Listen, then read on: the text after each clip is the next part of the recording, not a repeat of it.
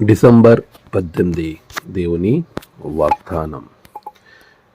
జట్టి అయిన వాడు పోరాడునప్పుడు నియమ ప్రకారం పోరాడకుంటే వానికి కిరీటము దొరకదు. తిమోతికి రాసిన 2వ పత్రిక 2వ అధ్యాయం 5వ వచనం. మన ప్రభువైన యేసుక్రీస్తు నామములో మీ అందరికీ ఈ ఉదయం శుభాలు తెలియజేయచ్చు ఉన్నాను. పిల్లరా, దేవుని మహాకృపలో మనము మరొక నూతనమైన దినాన్ని చూసే ధన్యత దేవుడు మనకు అనుగ్రహించి ఉన్నాడు. మీరంతా ఎలా ఉన్నారు? క్షేమంగా ఉన్నారా? ప్రభు యొక్క ఉచితమైన కృపలో మనం క్షేమంగా సంతోషంగా ఉండడానికి దేవుడు మనకిచ్చిన ఈ మంచి సమయాన్ని బట్టి దేవాతి దేవునికి నేను కృతజ్ఞతాస్తుతులు చెల్లించుచూ ఉన్నాను. ప్రియ విశ్వాసులారా, ఈ లోకమంతా కూడా పోరాటం మీద నడుస్తూ ఉంటుంది.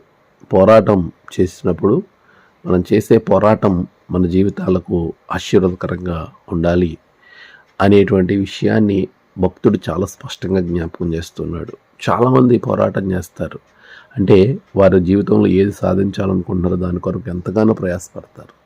అయితే ఆ ప్రయాస అంతా కూడా కొంతమంది సరి అయిన మార్గంలో కాక అక్రమ మార్గంలో, షార్ట్ కట్స్లో చేయటానికి ఇష్టపడుతూ ఉంటారు.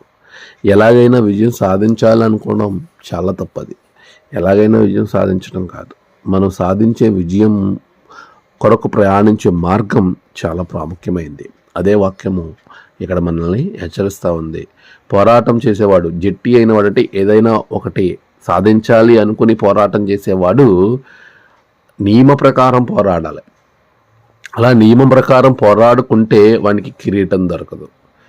ఇది ఆధ్యాత్మికంగా లోకంలో చేసే పనులకు కనెక్ట్ అయి ఉంటుంది. ప్రియులరా, మనం చేసేటువంటి పోరాటంలో నియమం అనేది ఉండాలి. నియమం లేకుండా, ఒక క్రమం లేకుండా అక్రమముగా గనక మనము పోరాటం చేస్తే కిరీటాన్ని పోగొట్టుకునేటువంటి పరిస్థితి ఏర్పడుతుంది.